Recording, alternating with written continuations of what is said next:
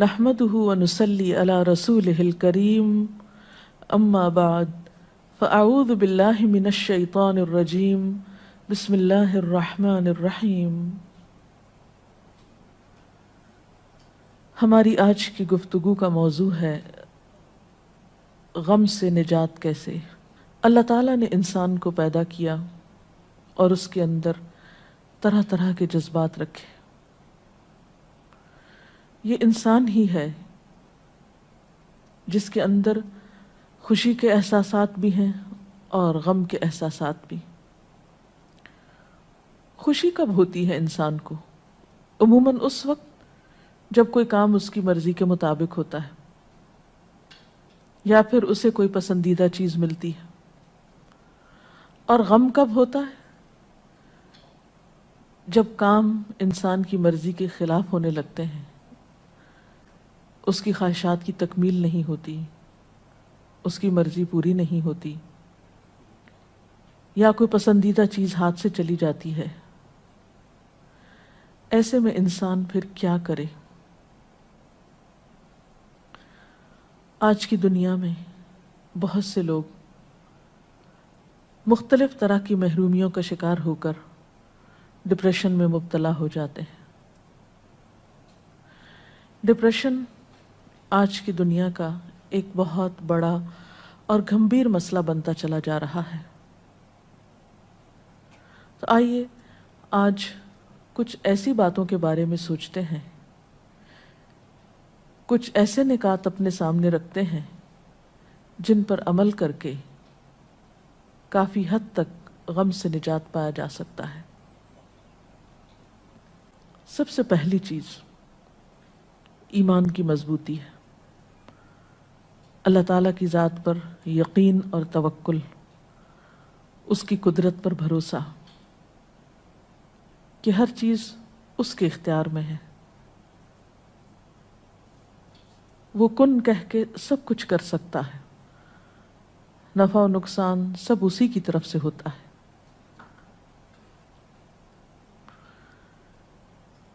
ایمان میں اضافہ کس طرح ہو، توکل کیسے بڑھے، اس کے لیے نفع مند علم کا حصول ضروری ہوتا ہے۔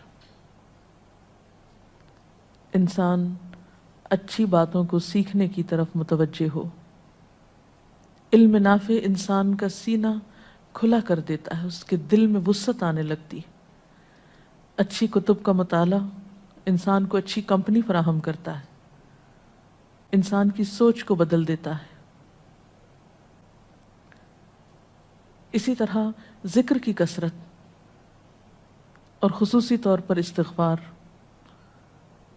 حدیث پاک میں آتا ہے جو استغفار کو اپنے لیے لازم کر لے، من لزم الاستغفار، استغفار سے چمٹ جائے، کثرت سے استغفار پڑھے، اللہ تعالیٰ اس کے لیے ہر غم سے نجات کا راستہ بنا دیتے ہیں، ہر مشکل سے نکلنے کے لیے کوئی نہ کوئی راہ اسے عطا کر دیتے ہیں۔ اور ذکر کے بارے میں تو قرآن پاک میں آتا ہے الا بذکر اللہ تطمئن القلوب، خبردار اللہ کے ذکر سے دلوں کو اطمینان نصیب ہوتا ہے۔ اٹھتے بیٹھتے چلتے پھرتے اللہ تعالیٰ کی حمد و ثنا، اللہ کی تسبیح۔ اس کے علاوہ ذکر کرتے کرتے اللہ کی مخلوق کے ساتھ احسان کا رویہ انسان کے لیے باعث سکون ہوتا ہے، خوشی کا ذریعہ ہوتا ہے۔ انسانوں کے ساتھ خواہ اپنے ہوں یا پرائے، رشتہ دار ہوں یا اجنبی، ان کے ساتھ احسان کرنا انسان کو خوشی بخشتا ہے۔ خصوصاً ایسے انسانوں کے ساتھ احسان جو آپ کے ساتھ نہ کرتے ہوں، جیسا کہ حدیث میں آتا ہے کہ جو مجھ سے کٹے میں اس سے جڑوں، جو مجھے محروم کرے میں اسے عطا کروں۔ لہذا ان لوگوں کے ساتھ بھلائی کرنا جو ہمارے لیے اچھے جذبات نہ رکھتے ہوں، کیونکہ بدلے کے طور پر احسان کرنا تو آسان ہوتا ہے، لیکن ایسی حالت میں احسان کرنا جبکہ ہم پر زیادتی کی جا رہی ہو،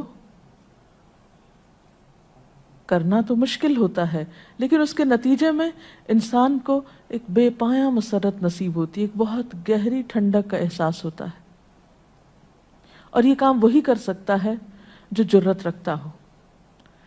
لہذا دل کا ثبات اور نیکیوں پر استقرار یہ بھی بہت ضروری ہوتا ہے۔ اور بندوں کے ساتھ نیکی اس وقت ہو سکتی ہے جب انسان کا دل بندوں کے خلاف نفرت اور حسد کے جذبات سے خالی ہو، کیونکہ جب تک انسان انتقام کی پالیسی پر عمل کرتا ہے، انسان بدلہ لینے کی سوچتا رہتا ہے، اس وقت تک سکون نہیں پا سکتا، اسے خوشی نہیں مل سکتی، کیونکہ نبی صلی اللہ علیہ وسلم نے یہ بھی فرمایا کہ مجھے میرے رب نے حکم دیا ہے کہ ان اعفو عمن ظلمنی، میں اس کو معاف کر دوں جس نے مجھ پر ظلم کیا ہو۔ تو جب تک انسان درگزر نہ کرے، دوسرے کے قصور معاف نہ کر دے، اس وقت تک چین نہیں پا سکتا، کیونکہ انتقام کی آگ میں جلنے والا سب سے پہلے تو خود کو نقصان دیتا ہے۔ انتقام تو معلوم نہیں لے سکتا ہے یا نہیں لے سکتا، لیکن اپنی پریشانیوں میں اضافہ کرتا رہتا ہے۔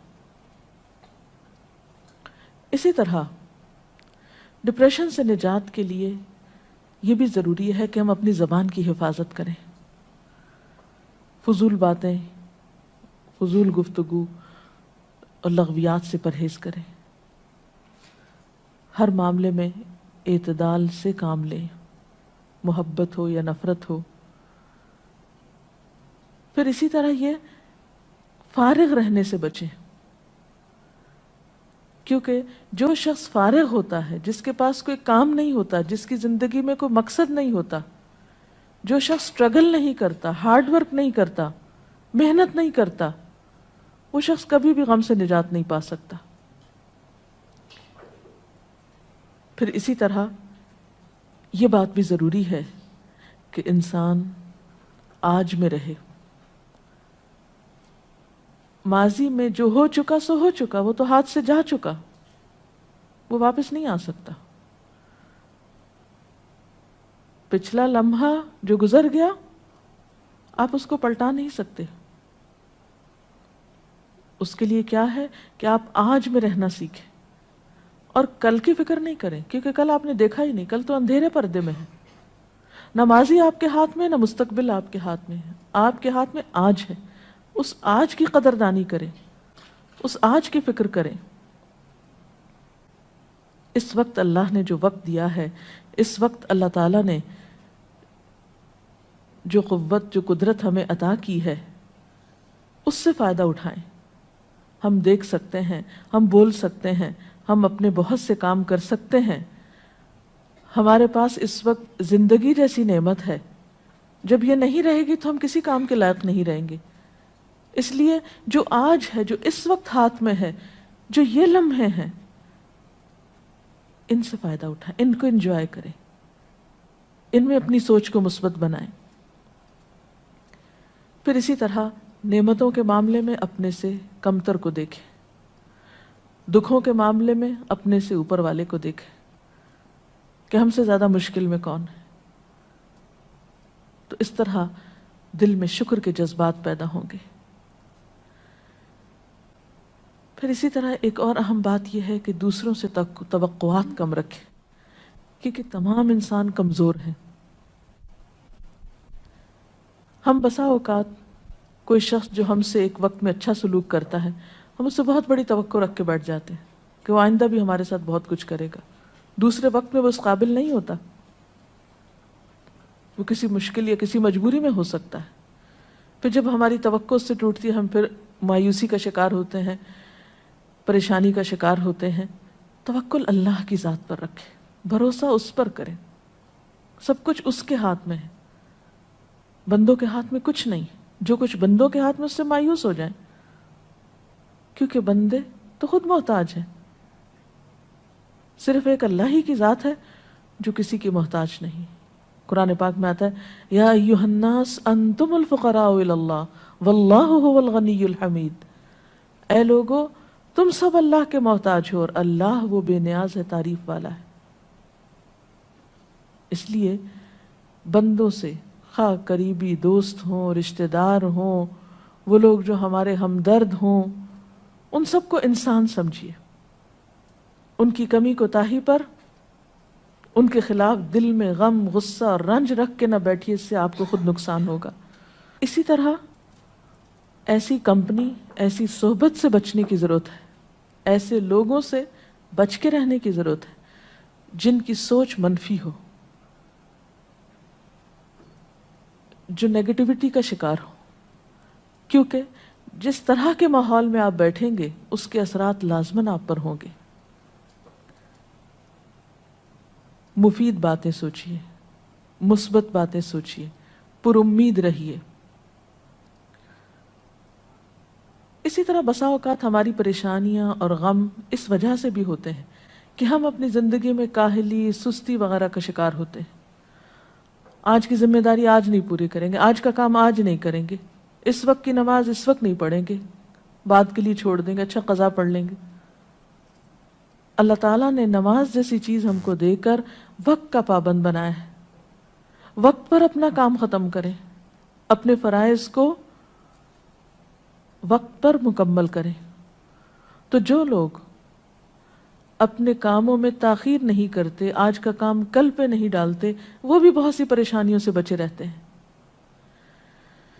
پھر اسی طرح بسا اوقات کام بہت ہوتے ہیں اور آپ کوشش کے باوجود سب کچھ وقت پہ نہیں کر سکتے، تو ایسی صورت میں اپنی ترجیحات مقرر کریں، پرائرٹیز مقرر کریں کہ کون سا کام زیادہ اہم ہے، کون سا کام پہلے کر لینا چاہیے، کس کام میں تاخیر غیر مناسب ہے۔ تو اس سے بھی بہت سی پریشانیوں اور غموں سے نجات مل سکتی ہے۔ پھر اسی طرح وقتاً فوقتاً اپنے کو ملنے والی نعمتوں کا ذکر کرتے رہا کریں۔ اما بنعمت ربک فحدث۔ ہم عموماً اپنی مجلسوں میں لوگوں سے بات چیت کرتے ہوئے اپنی پریشانیوں اور غموں کے ہی تذکرے کرتے رہتے ہیں، جو نہیں ہے ہمارے پاس اسی کے بارے میں پریشان رہتے ہیں اور اسی پریشانی کا اظہار بھی کرتے رہتے ہیں۔ اس کے برعکس اپنی سوچ کو مثبت بناتے ہوئے ان باتوں کا ذکر کیا کریں، ان چیزوں کا جو آپ کی زندگی میں ہیں، جو آپ کی اچیومنٹس ہیں، جو نعمتیں اللہ نے آپ کو دے رکھی ہیں۔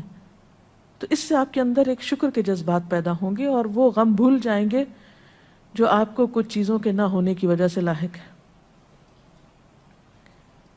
پھر اسی طرح کثرت کے ساتھ اپنے لیے دعا کیا کریں، اور نہ صرف یہ کہ اپنے لیے بلکہ دوسرے لوگوں کے لیے، کیونکہ انسان جب دوسروں کے لیے دعا کرتا ہے تو اس کے اپنے لیے قبولیت ہوتی ہے۔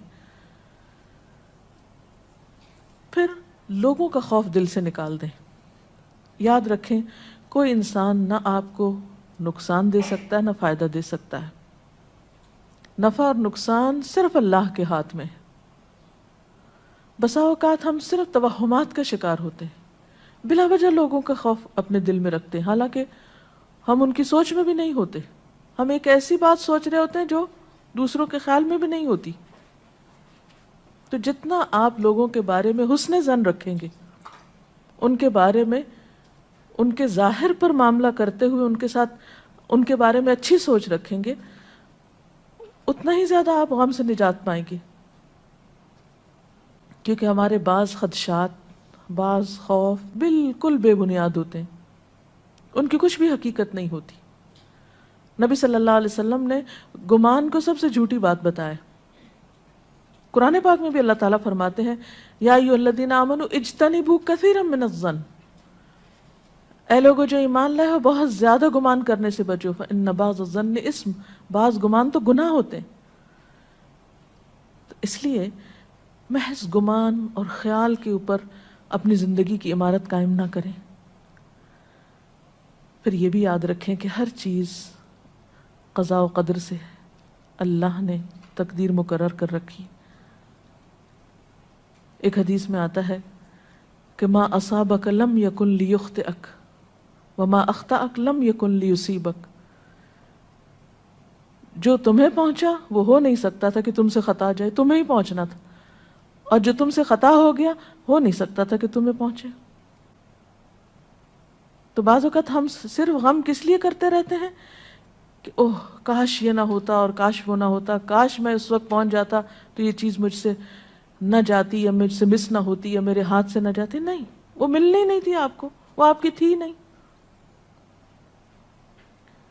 تو تقدیر پر ایمان انسان کے بہت سے غموں کو ہلکا کر دیتی. پھر اسی طرح